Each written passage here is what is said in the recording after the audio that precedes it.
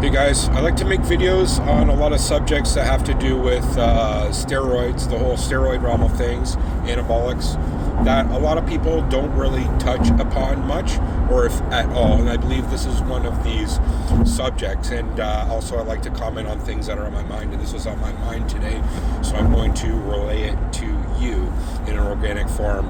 No script, no nothing. I'm just driving, speaking my mind.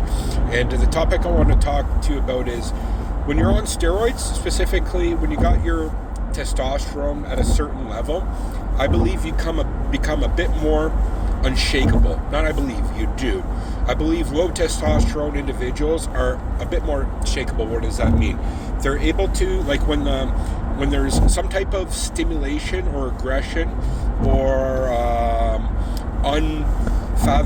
unpredictable situation upon them, they become reactive to that situation. The body language is obvious reaction, but they're able to be kind of like, there's obviously like a poker face, like say you got a big hand, right? Or somebody re-raises you in a poker match.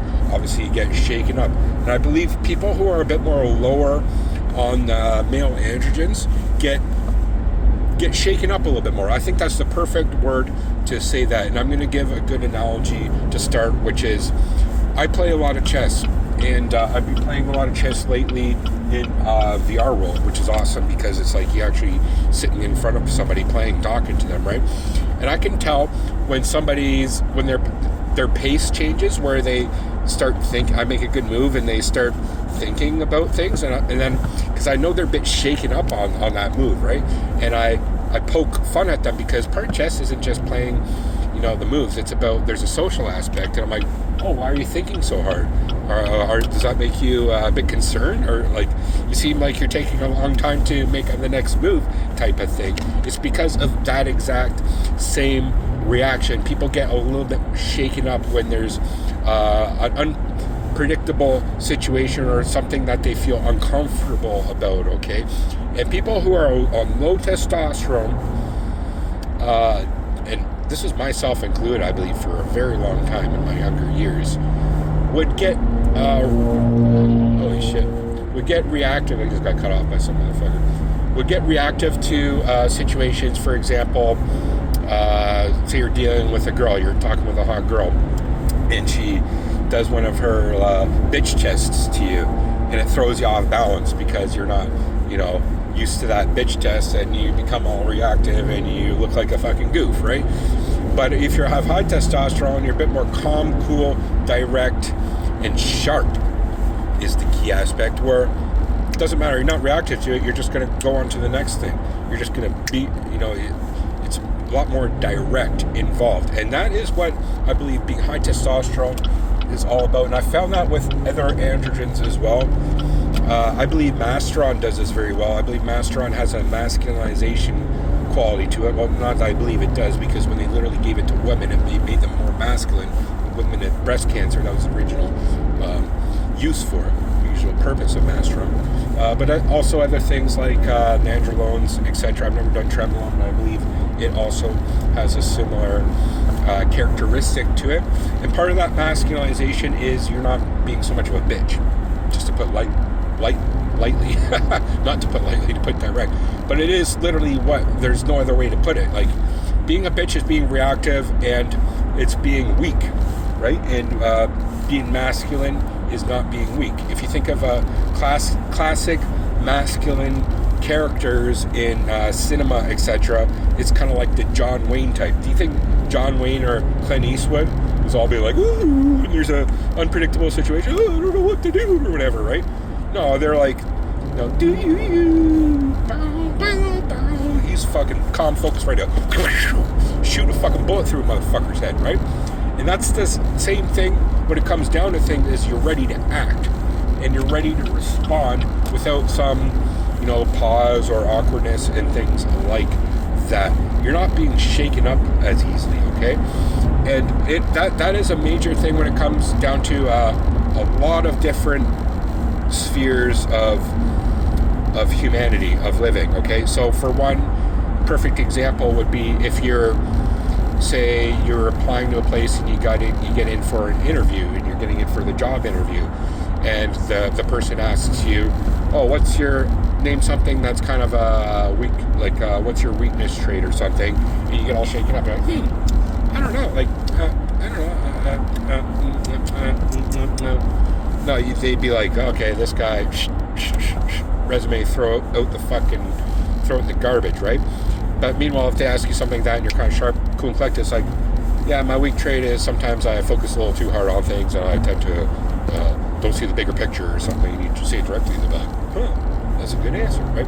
So it's like being like not shaken up by some hardball question.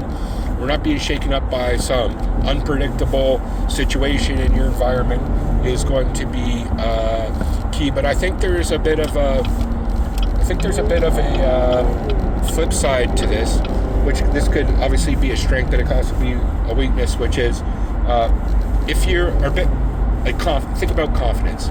Confidence is a good thing, but if you're overly confident, you might take a little bit more risks involved, and you're like, I'm so confident that I'm going to go out on a limb, and that limb's to get that apple, that limb snaps, and you fall 20 feet on your ass. Well, in that case, that could be example in real life situations as well. But without risk, there's no reward.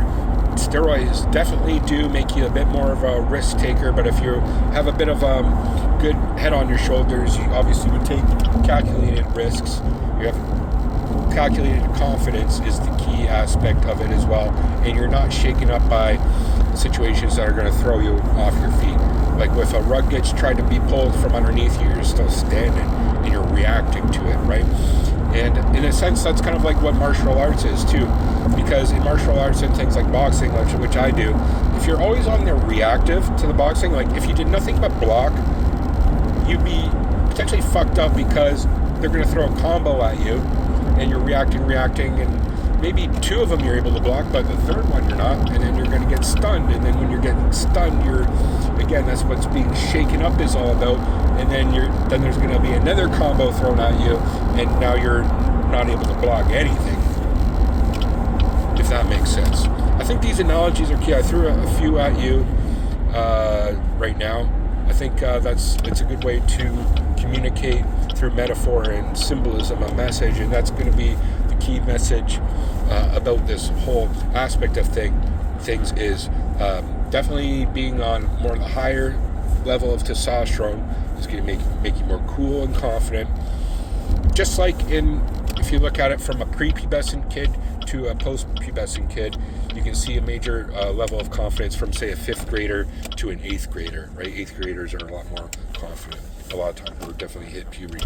So you can see that exactly when the puberty hits, like when the hormones hit, that level of confidence gets a lot stronger.